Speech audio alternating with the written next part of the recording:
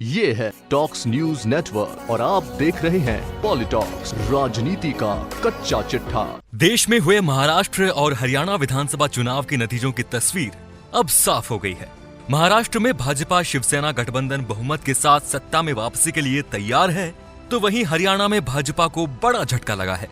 हरियाणा में भाजपा और कांग्रेस दोनों ही बहुमत के आंकड़े से दूर है। कांग्रेस अब जेजेपी के साथ मिलकर सरकार बनाने में जुट गई है। वहीं चुनाव में जीत दर्ज करने के बाद दुष्यंत चौटाला ने मीडिया से बात करते हुए कहा कि सत्ता की चाबी मेरे पास है। इसी के साथ चौटाला ने आगे कहा कि जनता ने बीजेपी के खिलाफ वोट दिया है।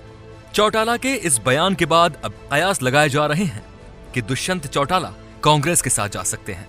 हरियाणा में आए चौंकाने वाले परिणामों के बाद अब सत्ता के गलियारे में इस बात की चर्चा जोर पकड़ रही है कि हरियाणा में भी कर्नाटक की तरह जेजेपी को मुख्यमंत्री की कुर्सी सौंपकर कांग्रेस सरकार बना सकती है।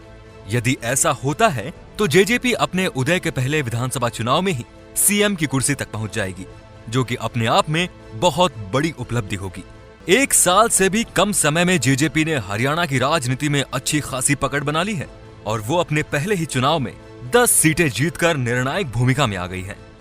सूत्रों के अनुसार कांग्रेस आलाकमान सोनिया गांधी से मिले फ्री हैंड के बाद हरियाणा में कांग्रेस के तारणहार भूपेंद्र सिंह हुड्डा अब जेजेपी के दुष्यंत चौटाला और अन्य जीते हुए निर्दलीय विधायकों के संपर्क में हैं।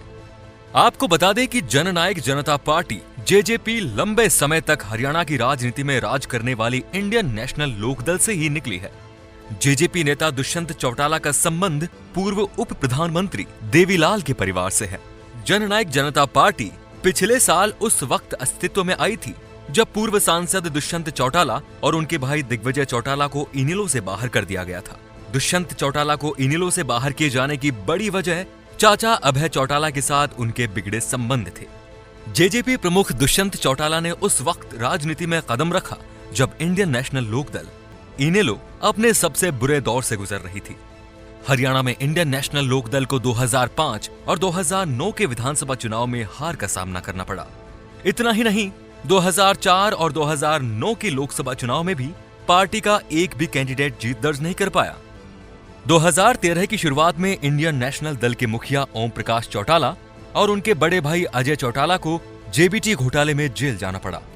दुष्यंत के पिता अजय चौटाला हमेशा हिसार से चुनाव लड़ा करते थे, इसीलिए 2014 के लोकसभा चुनाव में अजय चौटाला के बड़े बेटे दुष्यंत चौटाला को हिसार से लोकसभा चुनाव में टिकट दिया गया।